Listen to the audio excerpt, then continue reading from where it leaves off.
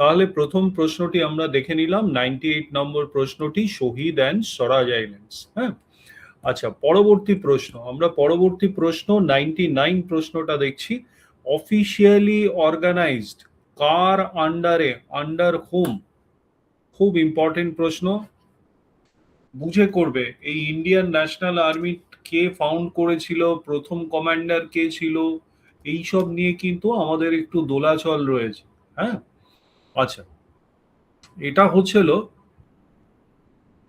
হচ্ছিল আমাদের Indian national army officially organized. ঠিক আছে, অফিসিয়ালি অর্গানাইজড। দেখো, অনেক বইতে এটা ক্যাপ্টেন মোহন সিং বলে দেয়া আছে 1942। ঠিক আছে, অনেক বইতে ক্যাপ্টেন মোহন সিং বলে 1942-এ সিঙ্গাপুরে, ঠিক আছে, জাপানিজ ফোর্স যখন পড়ে যায়, তখন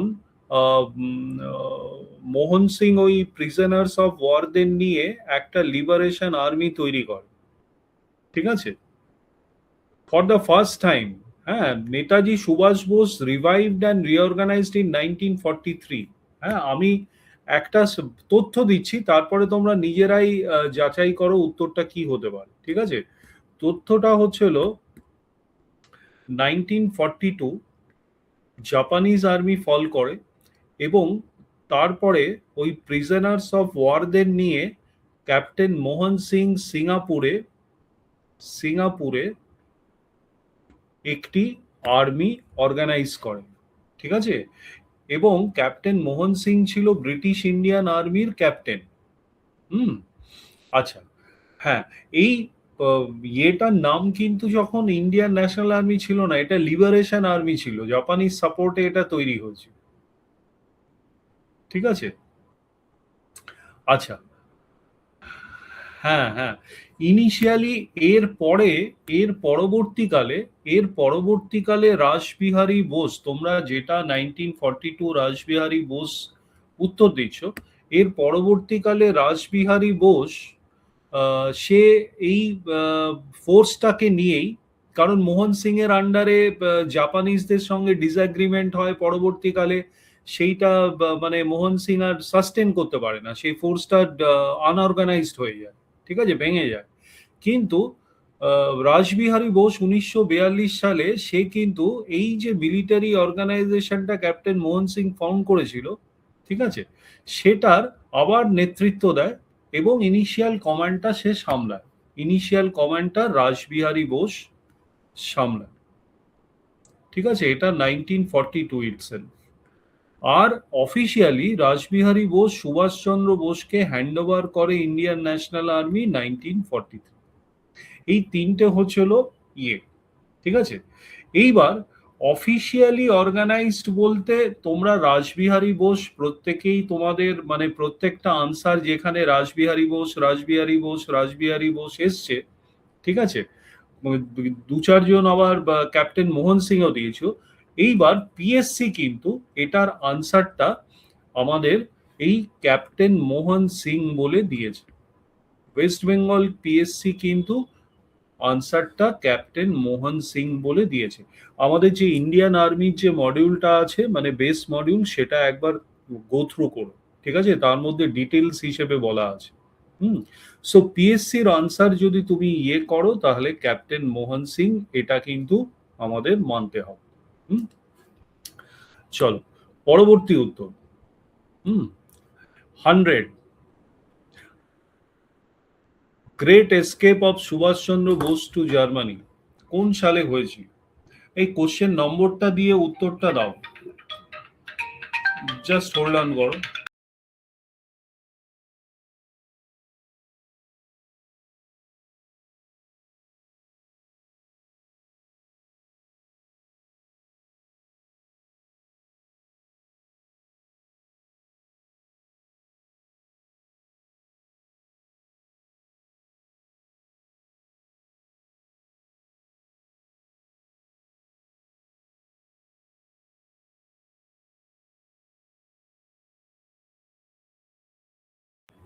হ্যাঁ, সরি, একটা ফোন এসেছিল।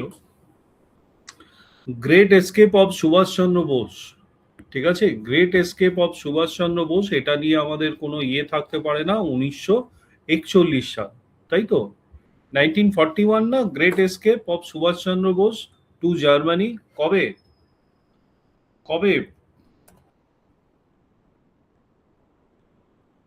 প্রত্যেককে জিজ্ঞেস করছি, 1941 তো, তাই না? সে প্রথমে ভায়া আফগানিস্তান এবং সোভিয়েত ইউনিয়ন, তারপর জার্মানি,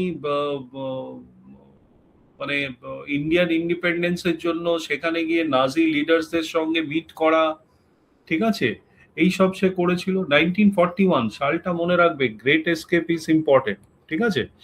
আচ্ছা, 92 প্রভিন্সিয়াল ইলেকশনের পরে, ইন দ্য প্রভিন্সেস মানে প্রভিন্সিয়াল ইলেকশনের ইয়ারটা নিশ্চয়ই মনে আছে, এইটার পরে কংগ্রেস মিনিস্ট্রি কবে স্টার্ট ফাংশনিং করা করেছিল? মেইনস 2014 প্রশ্ন, সালটা জিজ্ঞেস করেছে, প্রশ্নের নম্বরটা দিয়ে উত্তরটা দিতে হবে, প্রশ্নের নম্বরটা দিয়ে উত্তরটা দিতে হবে, খালি যদি এবি লেখো অনেক উত্তর আসছে, সেখানে হবে না। 19 ইলেকশন কবে হয়? 1937 প্রভিন্সিয়াল ইলেকশনস, মনে আছে?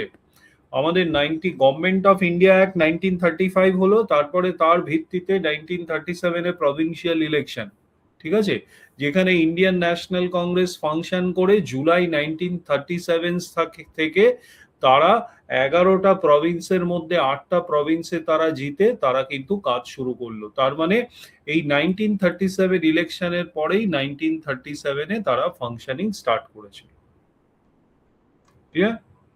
আচ্ছা, পরবর্তী 93 ক্রিপস মিশন আর ওয়েভেল প্ল্যানের সময় কংগ্রেস প্রেসিডেন্ট কে ছিলেন? সালগুলো দেখেই তোমরা বুঝতে পারছো যে লোকটা ছিলেন সেই লোকটা হচ্ছে হলো ম্যাক্সিমাম টাইমস আমাদের ইন্ডিয়ান ন্যাশনাল কংগ্রেসের প্রেসিডেন্ট হয়েছেন, ঠিক আছে, এবং ইয়ংগেস্ট প্রেসিডেন্টও সে হয়েছেন, আবুল কালাম আজাদ, ঠিক আছে। আবুল কালাম আজাদ হচ্ছিল এটার আনসার, যারা উত্তর দিয়েছো আবুল কালাম আজাদ একদম সঠিক উত্তর দিয়েছো। 94 ফাউন্ডার কমান্ডার, এবার নিশ্চয়ই ক্লিয়ার, ফাউন্ডার কমান্ডার কে? 94 এর ফাউন্ডার কমান্ডার কে? 1942 সালে ফাউন্ডার কমান্ডার কে captain Mohan Singh, founder commander হচ্ছিল captain Mohan. Am I audible? প্রত্যেককে বলছি, এম আই অডেবল? শুনতে পাচ্ছ তো? Yes yes, very good very good, captain Mohan Singh এটা হচ্ছিল। প্রত্যেকে উত্তর দেওয়ার চেষ্টা করো, দেখো ভুল হতে পারে, ভুল হতে পারে, কিন্তু চেষ্টাটা করো, একটু এলিমিনেশন করে চেষ্টা করো, হ্যাঁ। আচ্ছা, ও মাম্মা এসে মনে হয়, দেখে নিয়ে। 95 আইএনএ ট্রায়ালস 1946, ডিফেন্স লয়ার কে ছিল? আইএনএ ট্রায়াল 1946, ডিফেন্স লয়ার কে ছিল? খুব সোজা সোজা প্রশ্ন, এত সোজাই প্রশ্ন ইন্ডিয়ান ন্যাশনাল মুভমেন্টে দেবে, একদম কঠিন প্রশ্ন দেবে না তোমাদের, তাই না? আচ্ছা, দেখো এখানে তোমাদের অল অফ দি অ্যাবাভ হবে, কারণ ভুলাবাই দেশাই ছিল, আমরা জানি ভুলাবাই দেশাই এই মেইন কাউন্সিল, এই তিনজনের মধ্যে মেইন ছিল হচ্ছিল ভুলাবাই দেশাই, ঠিক আছে, মাথায় রাখবে। আচ্ছা, এবং এই যে আইএনএ ট্রায়ালস হয়েছিল না, এই ভুলাবাই দেশাই এই ট্রায়ালে জাজের সামনে 10 ঘন্টা একটানা সওয়াল করেছিল, 10 ঘন্টা কন্টিনিউয়াস একটানা সওয়াল করেছিল, ঠিক আছে। আমি কিছু কিছু ফ্যাক্ট বলছি, হ্যাঁ। এবং জওহরলাল নেহেরু, হ্যাঁ, গত 25 বছর ধরে যে ওকালতি করেনি, সে প্রথমবারের জন্য এই ডিফেন্সের জন্য সে ওকালতিতে নেমেছিল, হ্যাঁ। এবং তেগ বাহাদুর ছাত্রী তো এমিনেন্ট জুরিস্ট ছিল, সেটা তো তোমরা প্রত্যেকেই জানো, ঠিক আছে। এইবার আইএনএ ট্রায়ালস কোথায় হয়েছিল গো? এই আইএনএ ট্রায়ালস কোথায় হয়েছিল? ফেমাস প্লেস কোথায় হয়েছিল গো আইএনএ ট্রায়ালস?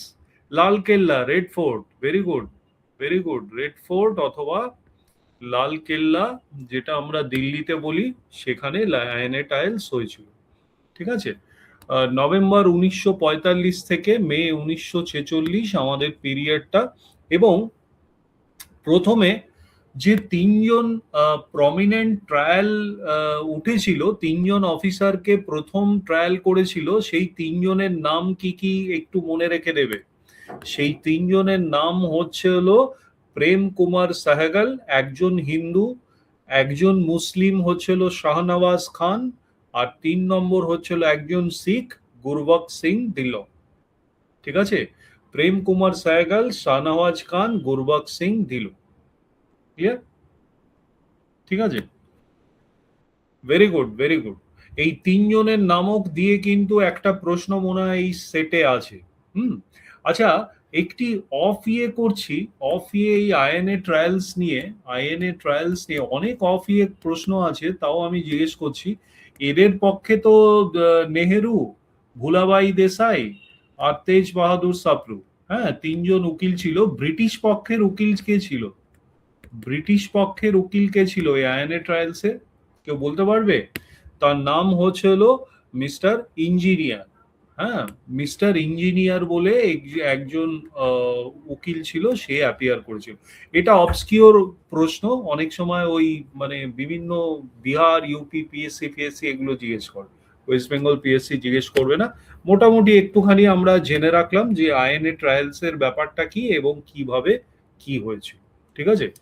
আচ্ছা, আইএনএ ট্রায়ালস এর মধ্যে হ্যাঁ, স্টুডেন্ট প্রটেস্ট ফটেস্ট তো অনেক হয়। তারপরে পরবর্তীকালে এই আইএনএ ট্রায়ালস নিয়ে নেভি মিউটিনি হয়ে যায়, তাই না? আইএনএ ট্রায়ালস নিয়ে 1946 ইন্ডিয়ান নেভি মিউটিনি করে বম্বে।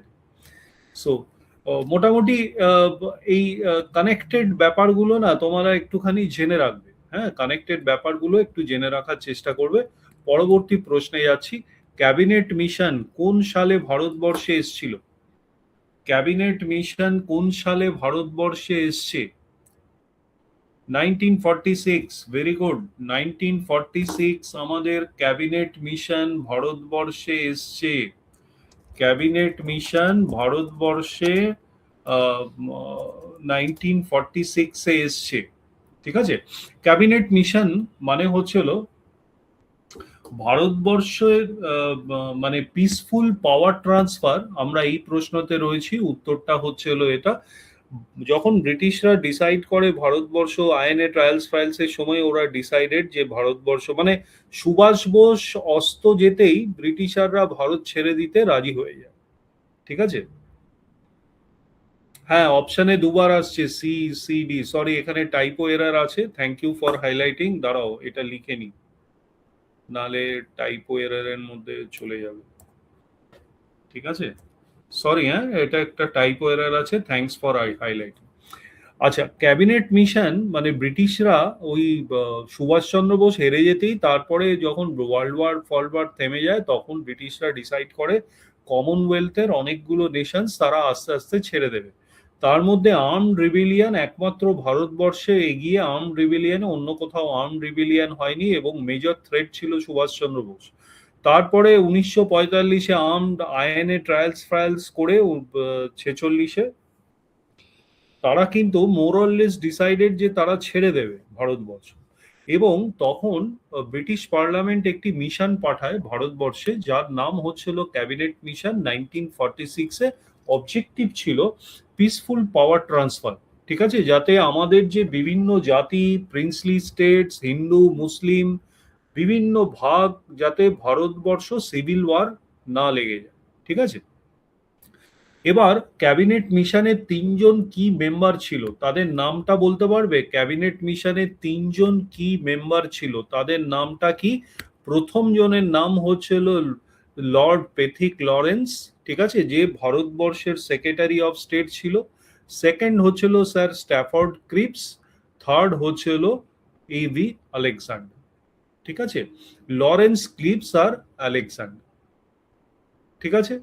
আচ্ছা, এই ক্যাবিনেট মিশনের লরেন্স ক্লিপস আলেকজান্ডার। এইটা হচ্ছে 1 নম্বর। ক্যাবিনেট মিশনের সেকেন্ড পার্টটা, যেটা তোমাদের একটু মাথায় রাখতে হবে, যে মুসলিম লীগ যে লাহোর সেশন 1943-40-তে ফার্স্ট ডিমান্ড করে separate Pakistan, separate state for of Pakistan, সেটাকে কিন্তু ক্যাবিনেট মিশন মানেনি।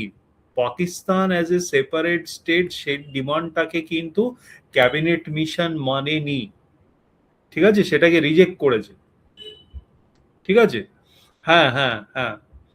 আর আহ, মানে আরেকটা পার্ট মাথায় রাখতে হবে, ভারতবর্ষে তখন অনেক প্রিন্সলি স্টেটস ছিল। হ্যাঁ, এবং ভারতবর্ষে সবকটা স্টেট বা প্রিন্সলি স্টেটকে তারা 3 ভাগে ভাগ করতে চেয়েছিল, এ, বি এবং সি। ইয়ে 157, ভেরি গুড।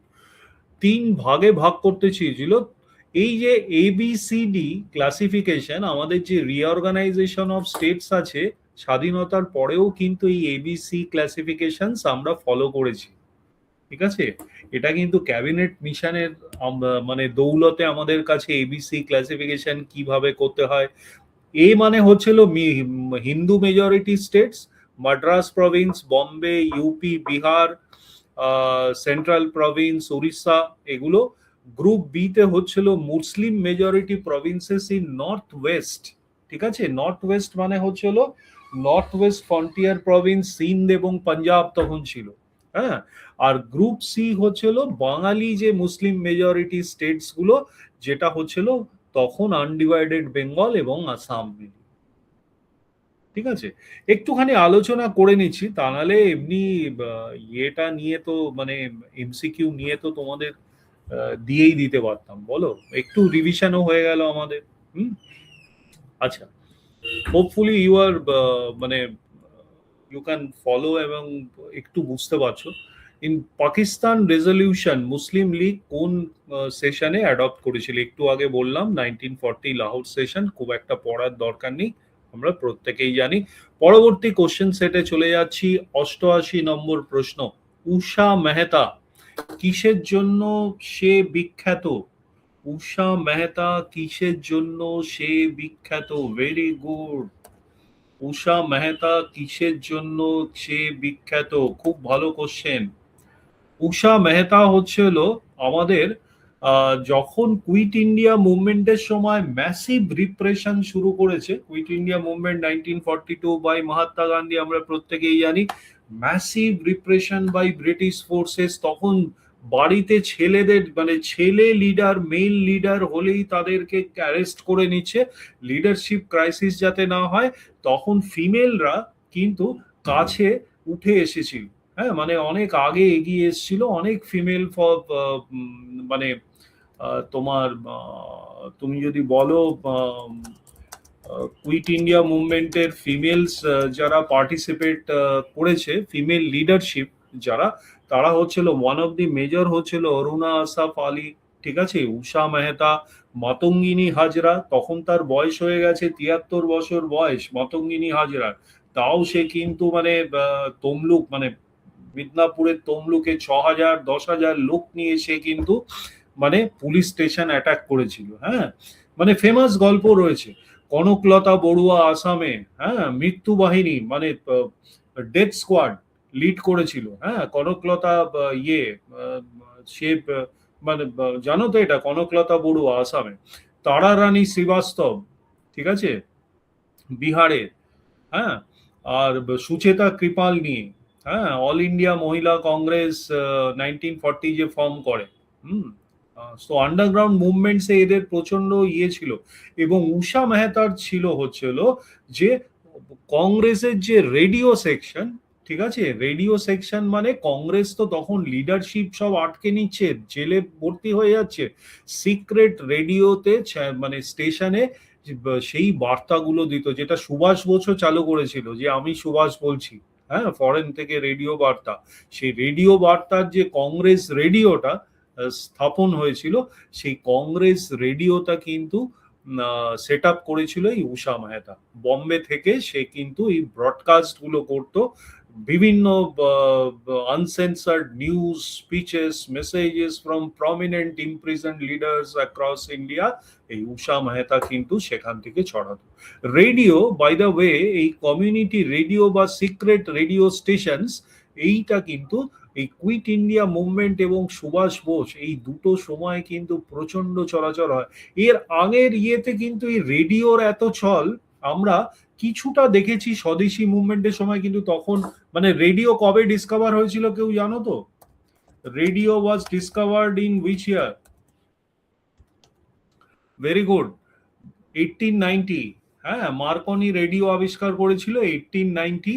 হ্যাঁ, এবং মানে পাবলিকলি ব্রডকাস্ট এবং এইসব করা আমরা 1906, 7, 10 এই সময় থেকে ওয়ার্ল্ড ওয়াইড পাবলিক ব্রডকাস্ট গুলো শুরু হয়। ঠিক আছে? সো তখন মানে তখন রেডিওর অ্যাভেলেবিলিটি ছিল না, যখন স্বদেশী বয়কট এইসব জিনিসগুলো হচ্ছিল। হ্যাঁ, সো উষা মেহতার ব্যাপারে আমরা জানলাম। উষা মেহতার আমরা অপশানে সিক্রেট কংগ্রেস রেডিও, এটা আমরা বুঝে গেলাম। আচ্ছা, 2 নম্বর 89 নট ট্রু, ইউপিএসসি 2011। এই টাইপের ছোট ছোট প্রশ্নগুলো কিন্তু ডব্লিউবিসিএস এর রিফ্লেকশন করার চান্সেস রয়েছে। ঠিক আছে? ইট was A non violent movement. ঠিক আছে? দেখো, যদিও যদিও Gandhi was always non violent, এবং তুমি যদি কুইট ইন্ডিয়া মুভমেন্ট দেখো, তাহলে কুইট ইন্ডিয়া মুভমেন্টের সময় তোমার গান্ধীর কিন্তু এটা ডাক ছিল না যে আমাদের ভায়োলেন্ট মুভমেন্ট হবে। ঠিক আছে? গান্ধীর কিন্তু সেই সময় ডাক এটাও ডাক ছিল যে এটা নন ভায়োলেন্ট মুভমেন্টই হবে। ঠিক আছে? although intended to be non-violent, কিন্তু it was marked by widespread violence, মানে particularly গভর্নমেন্ট সম্পত্তি, পুলিশ স্টেশন, রেলওয়েজ, পোস্টস, যেগুলো থেকে ব্রিটিশাররা কানেক্টিভিটি মেনটেন করতো, সেই জায়গাগুলোকে উড়িয়ে দেওয়ার এই প্ল্যানটা কিন্তু সেটা ছিল। ঠিক আছে? So it was a violent movement, it turned out to be a violent movement. ঠিক আছে? কুইট ইন্ডিয়া মুভমেন্ট সম্পর্কে আমি যদি তোমাকে অন্য প্রশ্ন জিজ্ঞেস করি regarding quit India movement, exact ডেটটা বলো তো কবে শুরু হয়েছিল? এক্সাক্ট ডেটটা বলো তো কবে শুরু হয়েছিল? Very good, 8 August 1942। 8 আগস্ট 1942, এই ডেটটা স্পেসিফিক্যালি কিন্তু পরীক্ষায় আসতে পারে। ঠিক আছে? সো এটাকে অনেক সময় আগস্ট ক্রান্তিও বলা হয়। এটা legendary call by Mahatma Gandhi, do or die. ঠিক আছে? Do or die. এবং ব্রিটিশরা তখন বলেছিল যে ওয়ার্ল্ড ওয়ার 2 এর পর আমরা ডমিনেশন স্ট্যাটাস ফ্যাটাস এইসব দেব, হ্যান ত্যান, ইয়ে এইসব দেব, হ্যান ত্যান। সো মোটামুটি সেগুলো কাজ করেনি। হ্যাঁ, গান্ধীকে জেলে ঢুকায়, তারপরে ইয়ঙ্গার ফিগার্স যেমন জয়প্রকাশ নারায়ণ, রাম মনোহর লোহিয়া, যারা গান্ধীর চেলা ছিল, অরুণা আসাফ আলী, এরা ইয়ে করে। আর এই সময় প্যারালাল গভর্নমেন্ট তমলুকে, উত্তরপ্রদেশের বালিয়ায় এবং মহারাষ্ট্রের সাতারায় প্যারালাল গভর্নমেন্ট কিন্তু এই সময় তমলুকে তৈরি হয়েছিল। ভেরি গুড, বুঝতে পেরেছো? সো কুইট ইন্ডিয়া মুভমেন্টের সঙ্গে প্যারালাল গভর্নমেন্টের প্রশ্নও কিন্তু তোমাকে আসতে পারে। পরবর্তী প্রশ্নটা হচ্ছিল 90 নম্বর, স্বরাজ পঞ্চায়েত। ঝটপট করো, স্বরাজ পঞ্চায়েত 90 নম্বর।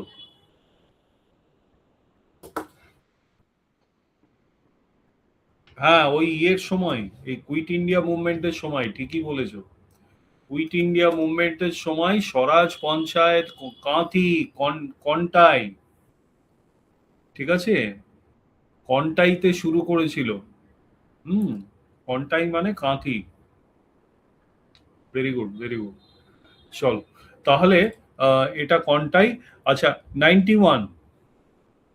এই দাঁড়াও দাঁড়াও, এটা এটা সরি, 90 মানে তমলুক, সরি, আমারও মাথা থেকে বেরিয়ে গেছে। এটা Tamluk answer. Sorry sorry, I am very sorry. হ্যাঁ, একটু অন্যমনস্ক হয়ে পড়েছিলাম। 91। না, কন্টাই হবে না, ওটা তমলুক হবে।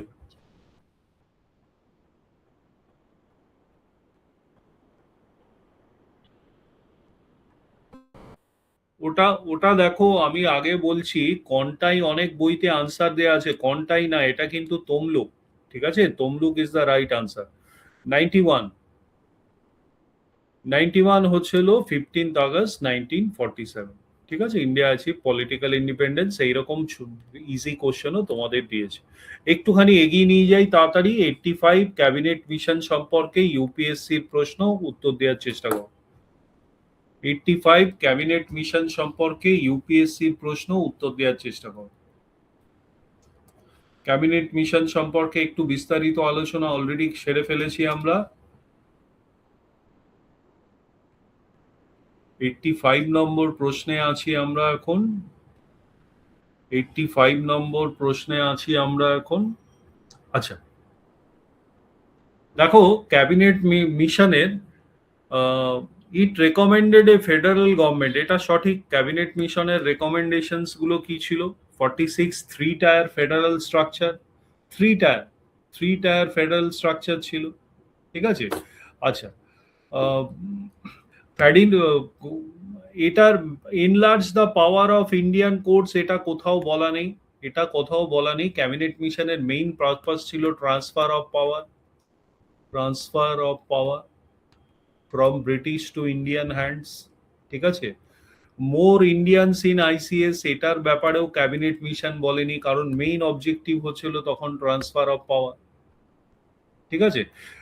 ইন্ডিয়ান সিভিল সার্ভিস রিফর্মস গুলো ওই 1919 গভর্নমেন্ট অফ ইন্ডিয়া অ্যাক্ট 1935 ওই সবের সময় হয়েছে। ঠিক আছে। তার মানে এখানে ওয়ান অনলি, এখানে one only is my answer. ঠিক আছে। আচ্ছা, 2 নম্বর প্রশ্ন, quit India movement was launched in response to, quit India movement was launched in response to. খুব ভালো প্রশ্ন, ছোট প্রশ্ন, এই টাইপের প্রশ্নই ইয়েতে আসতে পারে, ডব্লিউবিসিএস এর নতুন প্রশ্ন হিসেবে এই টাইপের প্রশ্নগুলো কিন্তু আসতে পারে। ঠিক আছে। আচ্ছা, এটার উত্তরটা হচ্ছিল আমাদের ক্রিপস প্রপোজাল। 86 নম্বর হচ্ছিল আমাদের ক্রিপস প্রপোজালস। ঠিক আছে। মানে কুইট ইন্ডিয়া মুভমেন্ট গান্ধী শুরু করলো কেন? আগস্ট 92-তে, 1942-তে শুরু করলো।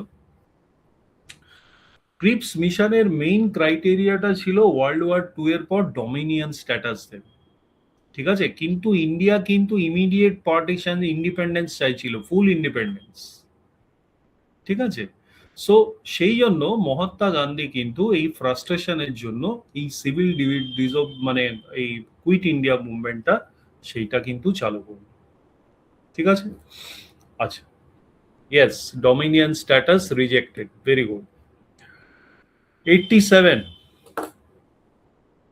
কোন পার্টিগুলো এর মধ্যে বি আর আম্বেদকর শুরু করে?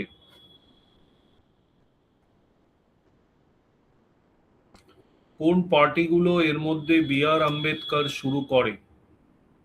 খুব একটা ইম্পর্টেন্ট প্রশ্ন না, তাও এটা ইয়ে করতে হবে আমাদের, বুঝতে হবে এখানে।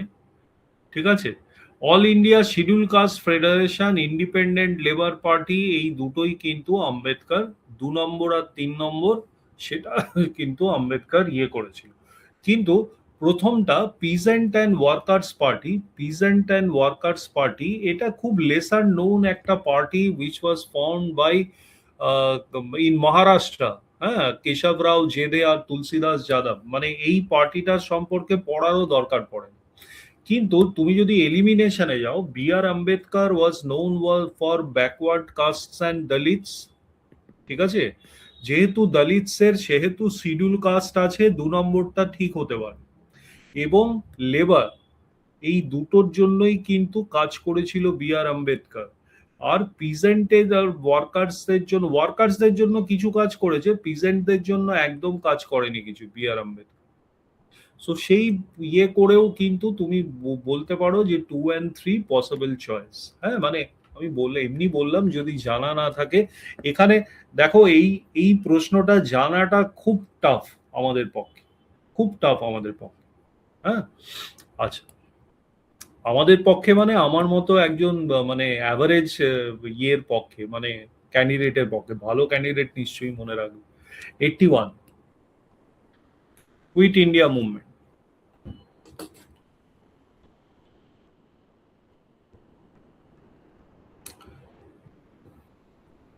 Under whose overall leadership? আচ্ছা, যদি নান হয় কে তাহলে সেটা? যদি নান হয় কার লিডারশিপে? মহাত্মা গান্ধী তো ডাক দিয়েছিল, তাহলে মহাত্মা গান্ধী উত্তর নয় কেন? নান অফ দি আদার্স কেন হবে?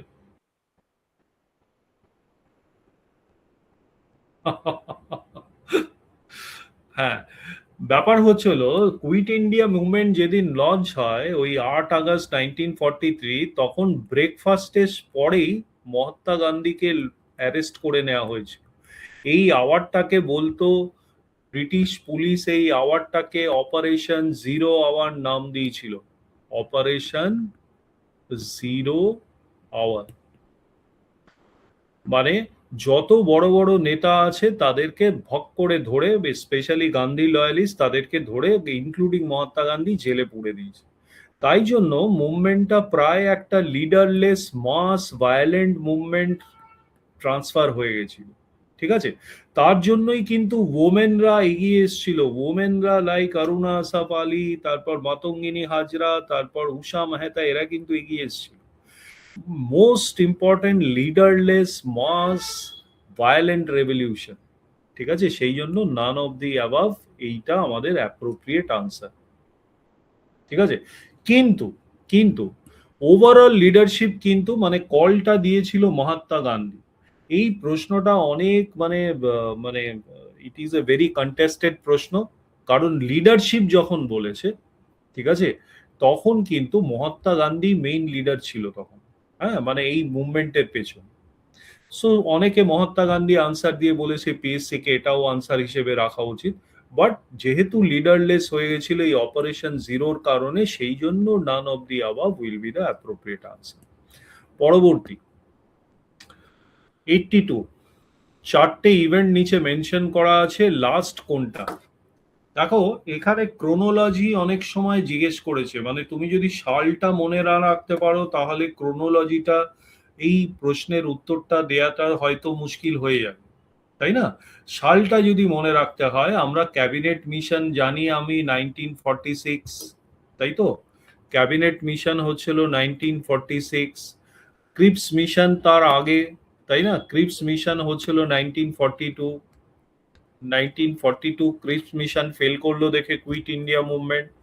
Shimla conference 1945, 1945 Simla conference.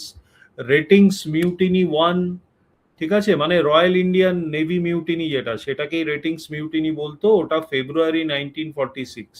এবার এইটা দুটো 1946 আছে, এটা ফেব্রুয়ারি 1946, আর ক্যাবিনেট মিশন হচ্ছিল মার্চেই এসছিল, মার্চ 1946। হ্যাঁ, তো এইবার লাস্ট আমার রেটিংস মিউটিনি, তাই জন্য রেটিংস মিউটিনিটা হবে। খুব ক্লোজ প্রশ্ন, মানে এই দুটো হচ্ছিল খুব ক্লোজ প্রশ্ন, কিন্তু ক্লোজ নাও হতে পারে। মানে তুমি ক্যাবিনেট মিশন যদি ধরো, তারপরেই কিন্তু ক্যাবিনেট মিশন হবে। 82 এরটা কি ক্যাবিনেট মিশন হবে? কেন গো, ক্যাবিনেট মিশন কেমন কেন হবে? রিন মিউটিনিটা কবে হয়েছিল? রেটিংস মিউটিনি 1 এটা। এই ডেটটা কি আমার ঠিক আছে? এই ডেটটা কি আমার ঠিক আছে? ও last to take place, sorry sorry sorry, আমি আমি মাথায় আমার কি ঘুরছে কি আর। লাস্ট তো এই মার্চ 1946, এইটা ক্যাবিনেটই লাস্ট। রাইট, এটা ফেব্রুয়ারিতেই হয়েছিল। হ্যাঁ রাইট, সরি, আমি অন্য একটা জিনিস চিন্তা করতে করতে এটা পড়াচ্ছিলাম। হ্যাঁ, আচ্ছা। 83, direct action day. Direct action day খুব আনফরচুনেট ইনসিডেন্ট।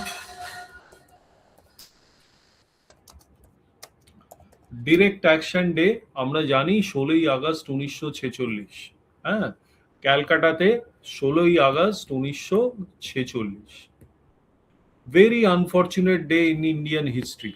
হ্যাঁ, মানে ভারতীয় কেন, বাংলা ভাগের জন্য এই মানে এরাই এই 1946 এর এই ডিরেক্ট অ্যাকশন ডে আমার মানে কোনো যৌক্তিকতা আমি খুঁজে পাই না।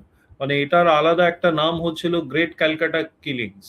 হ্যাঁ, সেপারেট পাকিস্তান হোমল্যান্ডের জন্য। Yes, and under Mohammad Ali Jinnah's and under all India Muslim লীগের নেতৃত্বেই কিন্তু এটা ঘটানো হয়েছে। হ্যাঁ, প্রাইমারিলি ক্যালকাটা বেঙ্গল প্রভিন্সটাকে আলাদা করবে, ঠিক আছে, সেই জন্য এখান থেকে শুরু করা হয়েছে। হ্যাঁ, হ্যাঁ, যেহেতু ক্যাবিনেট মিশন ওই মুসলিম লীগের পাকিস্তান থিওরিটা নাস্যাৎ করে দিয়েছিল 1946-এ, পরবর্তীকালেই জিন্না এই ইনস্ট্রাকশন দেয় যে মারপিট শুরু করে দাও, আমাদের পাকিস্তান দরকার। ঠিক আছে, মানে জিন্নার লাইনটা স্পেসিফিক্যালি ছিল ইদার এ ডিভাইডেড ইন্ডিয়া, মানে ইন্ডিয়া পাকিস্তান হবে, অর এ ডিস্ট্রয়েড ইন্ডিয়া। ঠিক আছে, মানে চারিদিকে আমরা ডিস্ট্রয় করে দেবো। হুম, সো এই টাইপের একটা যে অ্যাকশন এইটা হয়েছে, এবং অনেকে বলে যে এই ইভেন্টটা কিন্তু ওয়াজ এ টার্নিং পয়েন্ট। হ্যাঁ, অনেকে বলে ব্রিটিশের অ্যাডভাইসেই এটা করেছিল জিন্না, কিন্তু ব্রিটিশের অ্যাডভাইসে করতে পারে না, কারণ ক্যাবিনেট মিশন যেটা ব্রিটিশ পার্লামেন্ট পাঠিয়েছে তারা আনডিভাইডেড ইন্ডিয়ার পেছনে গেছে।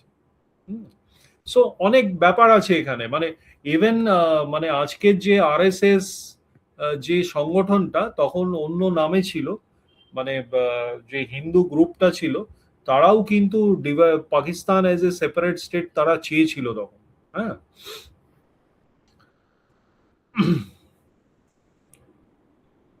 যাক, এখন ওই হিন্দু মুসলিম এখন অত ডিবেটে আমি যাব না, অনেক কিছু আসছে, বাট এখন ওই ডিবেটে যাব না, but it is an very very black day in the history of India, বাঙালিদের জন্য তো বটেই। 84 did not support the quit India movement, এখান থেকে ক্লিয়ার হয়ে যাবে, did not support the quit India movement. 84,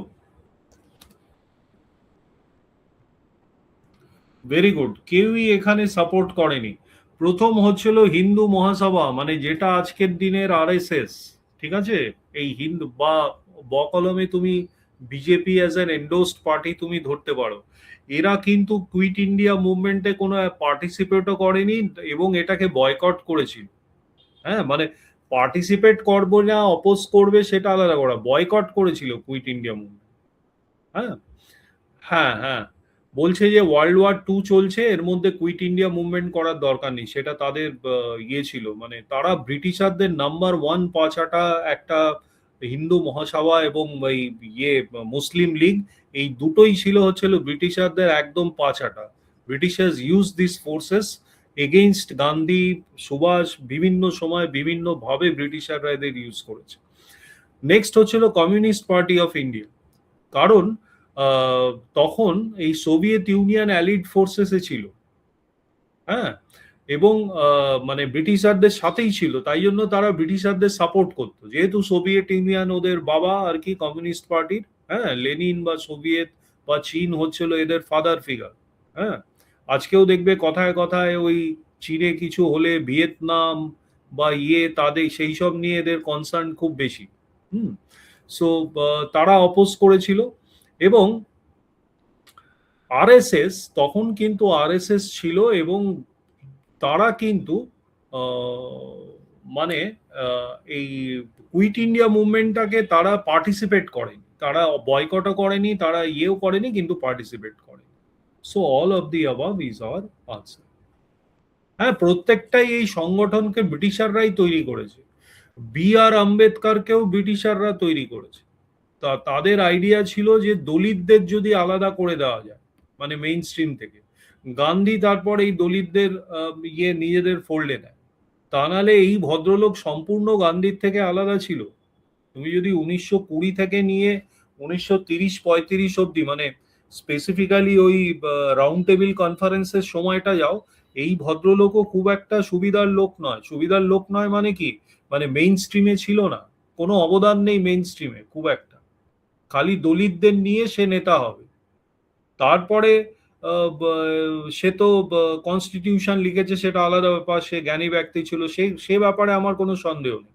কিন্তু তার ওই যে 1917 বা ইয়ের পর থেকে গান্ধিনিয়ান পিরিয়ডে তাকে সাপোর্ট করে প্যারালালি এক জায়গায় হওয়া সে কিন্তু করেনি। হ্যাঁ, এনিওয়ে চলো 76 ব্রিটিশ প্রাইম মিনিস্টার যখন ভারতবর্ষ স্বাধীন হলো, এটা প্রত্যেকেই পারবে, একদম সোজা, ক্লেমেন্ট অ্যাটলি। স্বাধীনতার সিগনেচারও সেই করেছিল, ঠিক আছে, Clement Atlee is the answer. 77 প্রক্লেইম Muslims as a nation, কোন সেশনে?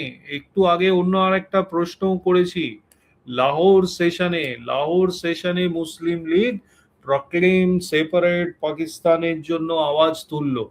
হ্যাঁ, আচ্ছা, পরবর্তী 78 হিস্টোরিক অ্যানাউন্সমেন্ট অ্যাটলি কবে করলো? আমাদের স্বাধীনতার অ্যানাউন্সমেন্টটা কবে করলো? 78 ফেব্রুয়ারি 20, 1947। ফেব্রুয়ারি 20, 1947। এই ভুল বললাম নাকি? 78 ফেব্রুয়ারি 20, 1947। হ্যাঁ,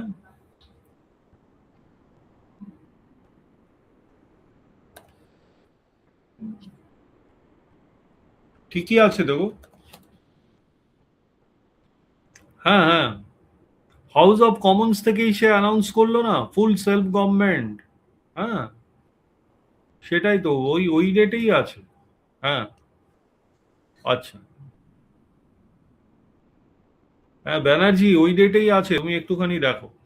79 এই উক্তিটি, you may belong to any religion, Pakistan create হওয়ার পরে যাতে রিলিজিয়াস কোনো ইন্টারফারেন্স না হয় তাই জন্য মোহাম্মদ আলী জিন্নাহ এই উক্তিটি দিয়েছিল, ঠিক আছে। আচ্ছা, পরবর্তী 80 নম্বর মাউন্টব্যাটেন প্ল্যান, এটাকে কি প্ল্যান হিসেবে আমরা জানি? 80 মাউন্টব্যাটেনের প্ল্যানটাকে আমরা কি প্ল্যান হিসেবে জানি? দুবার চলে এসছে ডাব্লিউবিসিএস এ, দুবার এসছে, মানে আরেকবারও আসতে পারে আর কি প্রিলিমসে। হ্যাঁ, এটাকে আমরা জুন 3 প্ল্যান হিসেবে জানি। হ্যাঁ, who was the last viceroy of India? Who was the last viceroy of India? Who was the last viceroy of India? Lord Mountbatten, ঠিক আছে, লর্ড মাউন্টব্যাটেন। সো এই জুন 3, 1947-এ এ ভারত এবং পাকিস্তান আলাদা দুটি দেশ হচ্ছে সে ইয়ে করেছিল, অ্যানাউন্স করেছিল, ঠিক আছে। তার এটাকে অনেক সময় মাউন্টব্যাটেন প্ল্যান হিসেবেও আমরা জানি, মাউন্টব্যাটেন প্ল্যান হিসেবেও আমরা জানি, ঠিক আছে। আচ্ছা, 71 number, it would be over my dead body. 71 number, very good, mister Gandhi. আচ্ছা, 2 number, 72 number, royal Indian RIN mutiny কবে হয়েছিল? এক্সাক্ট রিন মিউটিনি কবে হয়েছিল? রিন মিউটিনি কবে হয়? Very good, very good. অনেকে নম্বর ছাড়া উত্তর দিচ্ছ, নিজেরা নোট করো। হ্যাঁ, ফেব্রুয়ারি 1946, 18ই ফেব্রুয়ারি 1946, ঠিক আছে, বম্বেতে। হ্যাঁ, ওই জাহাজটার নাম কি ছিল যেখানে রিন মিউটিনি হয়? ওই জাহাজটার নাম কি ছিল? তলোয়ার, HMIS তলোয়ার, ঠিক আছে। Racial discrimination, poor food, harsh living conditions, ঠিক আছে, এবং সেই সবের প্রতিবাদে এইটা হয়। হ্যাঁ, ফেব্রুয়ারি 23-এ আবার তারা সারেন্ডারও করে, অনেক ঘটনা রয়েছে। আচ্ছা, পরবর্তী পরবর্তী প্রশ্নটা 73 number, last governor general of India.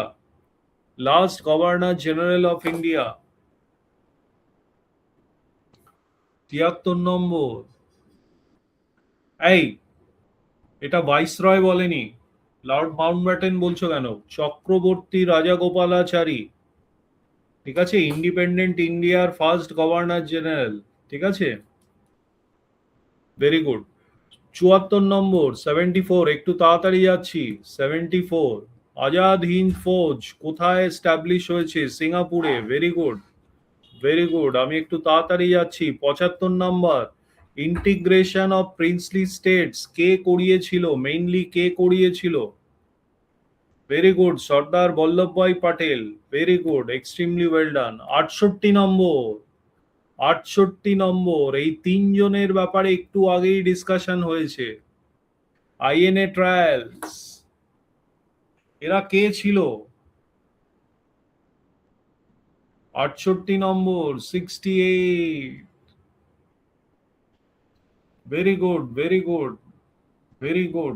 দেখো, ইউপিএসসির এই ওয়ান লাইনার প্রশ্নগুলো কিন্তু খুব ইম্পর্টেন্ট ডব্লিউবিসিএস এর জন্য। হ্যাঁ, মানে হুটহাট করে এখান থেকে একদম মেইন প্রশ্নটা তুলে দিতে পারে। এরা তিনজনেই officers of Indian national army. Red fort trials এর প্রথম এই তিনজনকে ট্রায়াল করা হয়। তাদের ইয়ে ছিল, হচ্ছিল waging war against the king emperor. হ্যাঁ, ডিফেন্স টিফেন্স একটু আগে প্রশ্ন এসেছিল, তখন আমরা আইএনএ ট্রায়ালস নিয়ে আলোচনা করেছিলাম। 69, এটা করতে হবে। আচ্ছা, 69 বলো দেখি। এসছে যখন তখন করেই নি, এসছে যখন তখন করেই নি। Quit India movement launch 1942, mutiny in Royal Indian Navy 1946। তাহলে তোমার হয়ে গেল 2 আর 1 পরপর যেখানে আছে, মানে 213 আমার আনসার হবে। 213 তো, নাকি 321? ও না, আগে তো ইয়ে, সরি সরি, রাউন্ড টেবিল তো আগে। Right right right, second round table আমার আগে, তার মানে 321। হ্যাঁ হ্যাঁ হ্যাঁ, 321। আচ্ছা, 70 নম্বর, স্যার স্ট্যাফোর্ড ক্রিপসের প্ল্যান।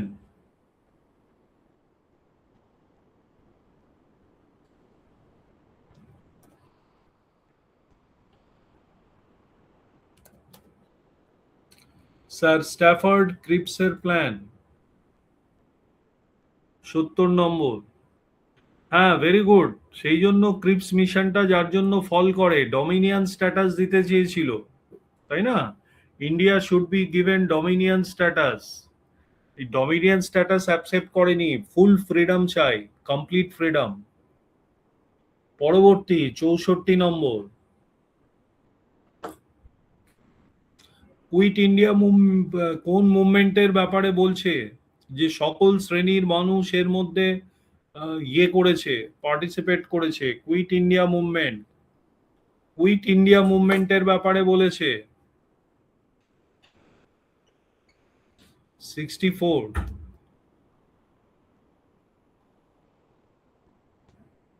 নাকি আইএনএ ট্রায়ালস এর ব্যাপারে বলেছে? কোনটা বলেছে? আইএনএ ট্রায়ালস হবে না? দাঁড়াও দেখি।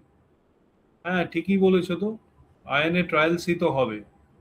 আমি ভুল বললাম কেন? 64 এর উত্তরটা দেখি।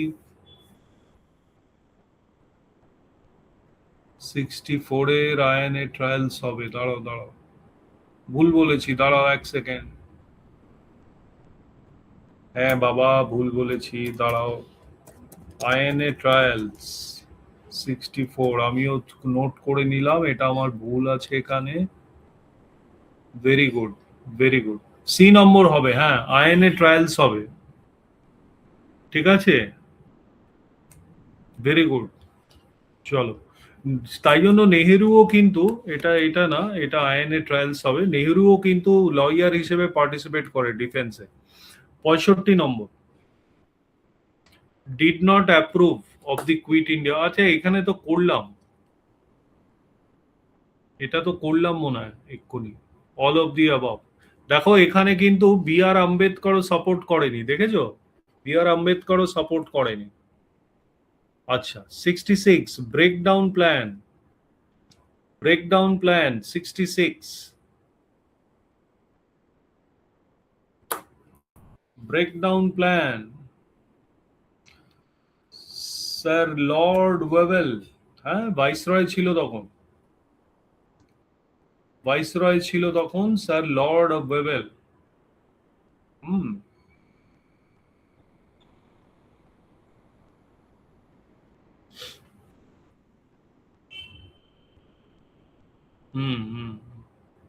Transfer of power, very good. 67, 67টা পড়ো। 67,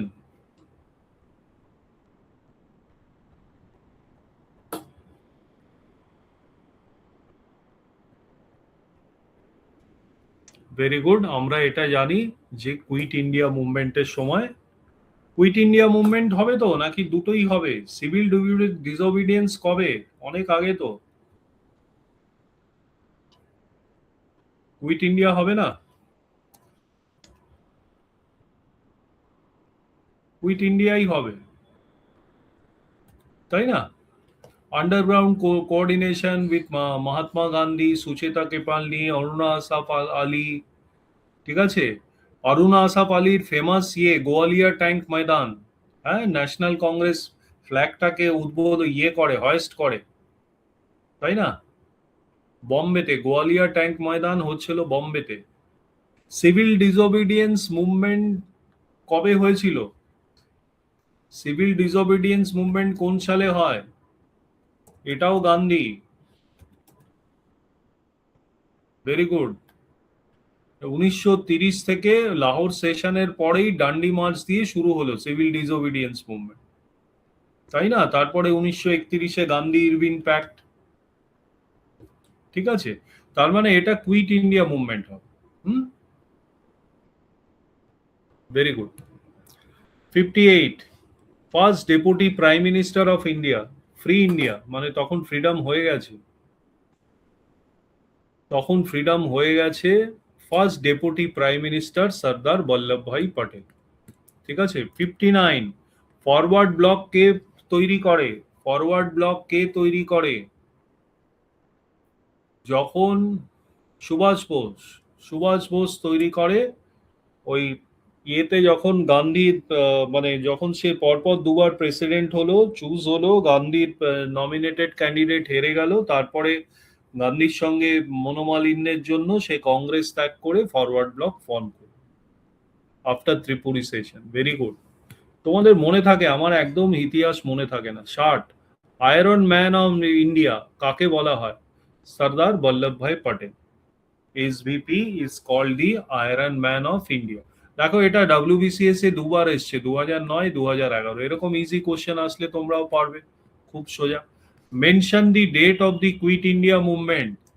কুইট ইন্ডিয়া মুভমেন্টের ডেটটা 8 August 1942। Very good, very good. আচ্ছা, 62 number, do or die. Quit India মুভমেন্টের সময় ডু অর ডাই কে স্লোগান দিয়েছে? মহাত্মা গান্ধী, তাই না? আচ্ছা, 63 number, president of Indian national congress. যখন ভারতবর্ষ স্বাধীন হয় তখন কে president of Indian? Very good, J B Kripalani. J B Kripalani. Jawaharlal Nehru হবে কেন? J B Kripalani.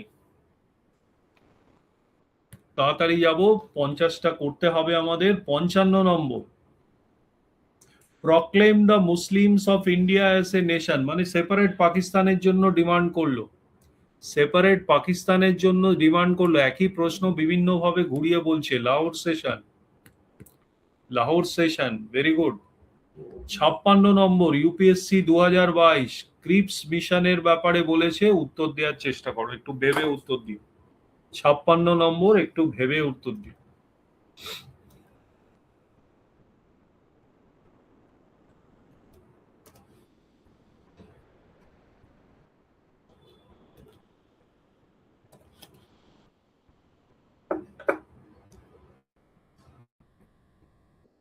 ছাপ্পান্ন নম্বর হচ্ছিল two only, very good.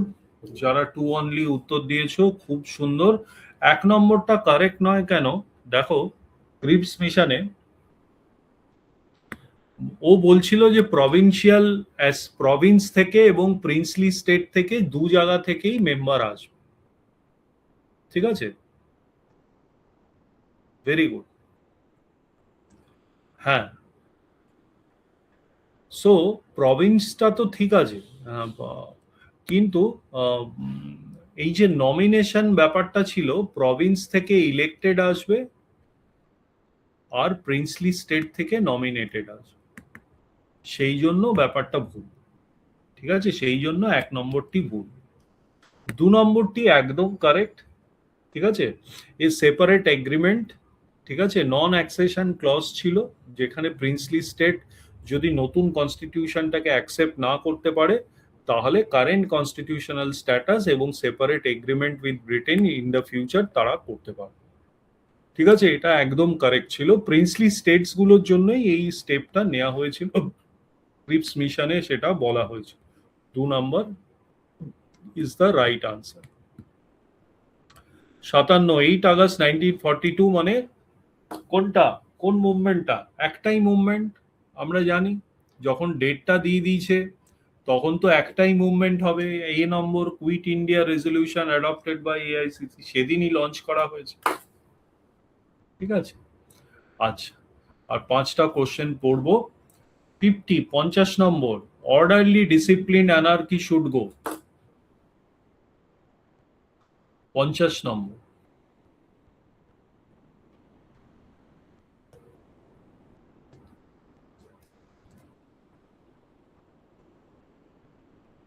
Very good, very good, very good, very good. ঠিক আছে, এটা, এই যে অর্ডারলি ডিসিপ্লিন অ্যানার্কি, এইটা এই ইয়েটা কোন সময় বলেছিল? কুইট ইন্ডিয়া মুভমেন্টের সময়। কাদের ব্যাপারে বলেছিল? ব্রিটিশারদের ব্যাপারে বলেছিল, ব্রিটিশ সিস্টেমের ব্যাপারে। অর্ডারলি ডিসিপ্লিন অ্যানার্কি এইটা বলেছিল। কোন সময় বলেছিল? কুইট ইন্ডিয়া মুভমেন্টের সময় বলেছিল Mahatma Gandhi. Clear?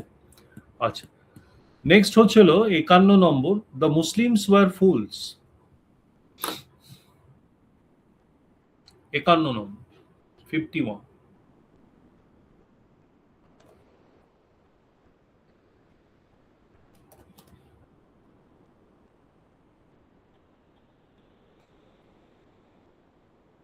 Abul Kalam Azad, very good. Abul Kalam Azad কিন্তু এই কথাটা আমাদেরকে বলে গেছে, হ্যাঁ, যে he was a staunch advocate of Hindu Muslim unity. হ্যাঁ, তখন যে কমিউনাল পলিটিক্স জিন্না করছিল তার এগেইনস্টে এই উক্তিটি সে দিয়েছে।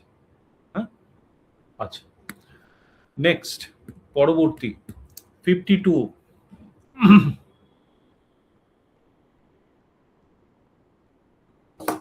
কোন প্ল্যানটা Jinnah refuse to accept? 52,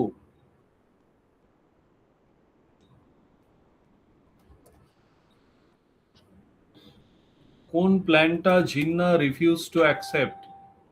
it was the Rajaji formula. ঠিক আছে, ইট ওয়াজ দি রাজাজি ফর্মুলা। রাজাজি ফর্মুলার ব্যাপারে 1944, ঠিক আছে, সি রাজা গোপালাচারী, রাজাজি মানে সি রাজা গোপালাচারী, এটা আনসারটা রাজাজি ফর্মুলা। আমি ফর্মুলাটার ব্যাপারে একটু বলে দিচ্ছি। 1944 কংগ্রেস লিডার তখন সি রাজা গোপালাচারী।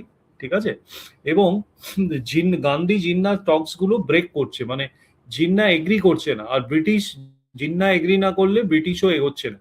হ্যাঁ, তখন কিছু প্রপোজাল দেয় এই যে লীগ আর কংগ্রেস কোঅপারেশন করবে। হ্যাঁ, কংগ্রেস ইমিডিয়েট ইন্ডিপেন্ডেন্সের জন্য বলবে, হ্যাঁ, আর জিন্না মুসলিম লীগ সেটাকে সাপোর্ট করবে। এটা 1 নম্বর কন্ডিশন ছিল। পোস্ট ওয়ার প্লেবিসাইড, হ্যাঁ, ওয়ার্ল্ড ওয়ার 2 যখন শেষ হবে তখন প্লেবিসাইট মানে হচ্ছিল মানে মুসলিম মেজরিটি ডিস্ট্রিক্ট, যেটা নর্থ ওয়েস্ট আর ইস্ট ইন্ডিয়ায়, মানে বাংলাদেশ এবং নর্থ ওয়েস্ট ফ্রন্টিয়ার, মানে যেটা এখন পাকিস্তান, এই সব জায়গায় করে, মানে ডিমার্কেট করে, ঠিক আছে, তারা ভোটিং অ্যালাউ করবে। হ্যাঁ, এবং সেই ভোটে যদি একটা সেপারেট স্টেট চাওয়া হয় পাকিস্তানে, তবে কিন্তু সেপারেট স্টেট পাকিস্তানের ব্যাপারে এগ্রি করবে। ঠিক আছে, সো এই প্ল্যানটাতে কিন্তু জিন্না রাজি হয়নি। জিন্না ভোটিং এ যেতে রাজি হয়নি যে পাকিস্তান এজ এ স্টেট আলাদা চাই কি, কারণ জিন্না মনে করতো যে গান্ধীর একটা লার্জ অ্যাপিল রয়েছে even among princely states and Muslim কারণ নর্থ ওয়েস্ট ফ্রন্টিয়ার প্রভিন্সে তখন সীমান্ত গান্ধী, হ্যাঁ, সীমান্ত গান্ধী, মানে ওখানে ভোটিং হলেই মানে ইন্ডিয়ার সাথেই থাকবে, একই জায়গায় থাকবে, সেটা জানতো, জিন্না জানতো।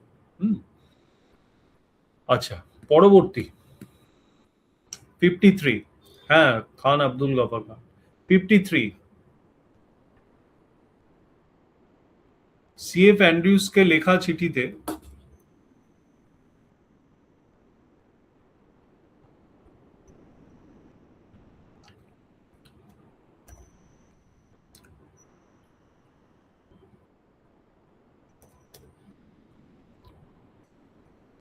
এটা বলেছিল হচ্ছিল সুভাষচন্দ্র বোসের ব্যাপারে। চন্দ্র বোসেরকে একটি স্পয়েলড চাইল্ড হিসেবে সে ইয়ে করেছিল। ঠিক আছে, বলতো সে বলছিল Subhash Bose is like my son but a spoiled child of the family. হুম, আইডিওলজিক্যাল ডিফারেন্স ছিল, সেই জন্য হয়তো কেন কি বা কিসের জন্য বলেছিল অতর মধ্যে ঢুকছি না। এই লোকটি অনেকের ব্যাপারেই অনেক কিছু বলে গেছে। 54 সিমলা কনফারেন্সের সময় আমাদের কে ছিল, president of Indian national Congress. Shimla কনফারেন্সের সময় president of Indian national Congress আমাদের কে ছিল? ঠিক আছে, এটা মৌলানা আবুল কালাম আজাদ। ঠিক আছে, মৌলানা আবুল কালাম আজাদ, কারণ সিমলা কনফারেন্স হচ্ছিল 1945 এবং সেই সময় কুইট ইন্ডিয়া মুভমেন্টের জন্য অনেকেই জেলে ছিল। হ্যাঁ, মেজর রিলার্সরা জেলে ছিল এই সময়। ওই আবুল কালাম আজাদ 6 বছরের জন্য 1940 to 46, আমি জানি না সময়টা ঠিক বলছি কিনা, হ্যাঁ 872, ঠিক আছে, হ্যাঁ তুমিও তাই বলছো। 6 বছরের জন্য কন্টিনিউয়াস সে প্রেসিডেন্ট ছিল।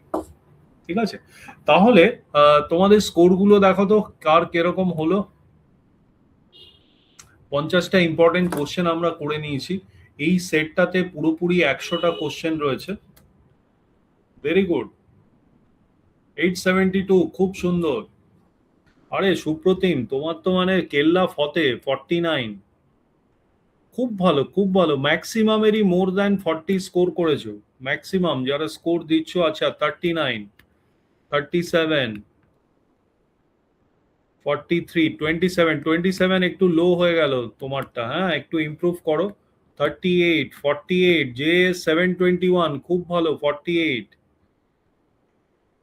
হ্যাঁ 27 যে পেয়েছো একটু লো হলো, একটু ইয়ে করো, ইমপ্রুভ করো। হ্যাঁ মানে এইগুলো 30 যে পেয়েছো একটু ইমপ্রুভ করো। হ্যাঁ মানে এই সেট গুলো বারবার করে দেখে যাও।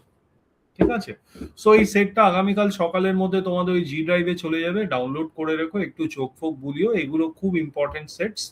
আমরা আবার পরশুদিন একটা সেশন নিয়ে ইন্ডিয়ান ন্যাশনাল মুভমেন্টে আমরা থাকবো। Good night. ইয়েস, এবছর ক্র্যাক করতেই হবে। Good night.